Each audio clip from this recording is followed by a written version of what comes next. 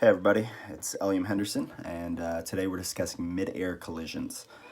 Mid-air collisions happen, as said in the discussion board prompt. The statistical average is 1 per month, which is apparently a really good number, and I'm actually kind of shocked.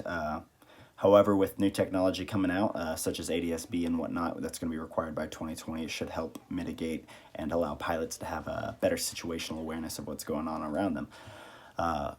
From there, I have a couple suggestions of how to mitigate mid-air collisions. A is clean your windshield. B is whenever you're doing any kind of turn or clearing turns before your maneuvers, make sure you do those. For me, I always check out, say I'm making a turn to the left, I'll dip the wing, raise the wing, make sure I can see what's above and below me. Check my right as well, make sure there's nobody coming over to me, and then turn from there. S turns, 90 to the left, 90 to the right, or 180-degree turn to clear the area before you start doing any kind of performance maneuver, I don't know, such as chandelles or lazy eights or anything like that. Besides that, you can implement a crew resource management if you have a pilot passenger, or a civilian, that's not too familiar with aviation. You can enlist them and help them help you look for traffic, I should say. So besides that, I had a story I actually wanted to share with y'all. Yesterday, I was flying up to Dallas Executive Airport, which is just southeast of DFW, underneath the Bravo airspace. And the flight originated with relatively low ceilings for Texas. It was about 4,000 feet overcast, and we left Georgetown on an IFR clearance. And from there, they gave my expected route, which was just fine for me. It was DART to Victor 17 up to Waco, and then Waco inbound to Dallas Executive. By the time I reached Waco, they gave me an amendment to my clearance, which would have taken me really far to the east, and then back in for the Doji 5 arrival into Dallas Executive. I took a second, saw what was going on, and that wasn't going to work for me because it would have taken us very far out of our way, and we were on somewhat of a time crunch. We needed to be there within the next 30 minutes or so, which is doable. So I went ahead and canceled IFR, said I'd continue inbound VFR.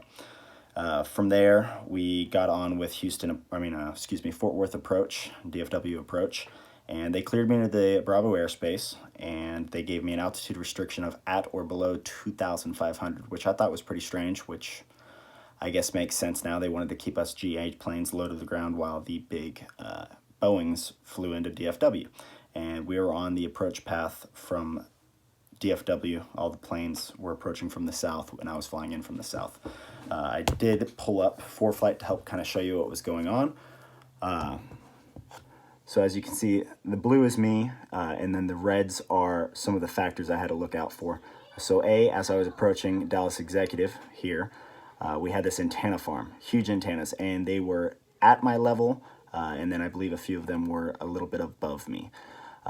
Besides that, about at this point, Dallas approach came on and stated, 05 Mike, you have traffic 12 o'clock, same altitude, opposite direction, traffic 3 o'clock to 2 o'clock crossing, and then Boeing traffic about at my 6 o'clock overtaking for landing.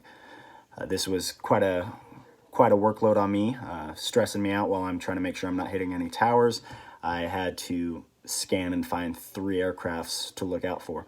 I was able to pick out the 2 in the front, and being able to divide my attention between the 2 to try to keep them in sight and make sure I was providing clearance was a workload, so I told my passenger to keep an eye on this one while I kept an eye on another, and the towers as well. Boeing wasn't too big of a factor. He was still a little bit higher than us. He was about 5,000 descending, I'd say. Besides that, the ADS-B I had on my plane equipped, it was lighting up like Christmas night with planes everywhere around me. So obviously those were the closest, most imminent threats.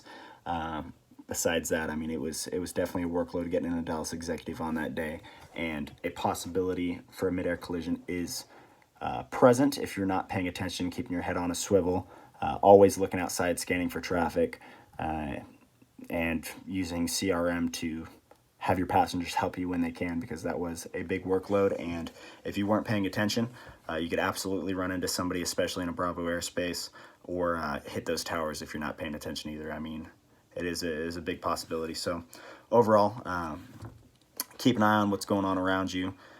Use flight following, VFR flight following, be on an IFR flight plan. Use clearing turns before you make any turn, and then always know safe altitudes and where terrain is when it's present. Hope that helps. Thanks, guys. See you next week.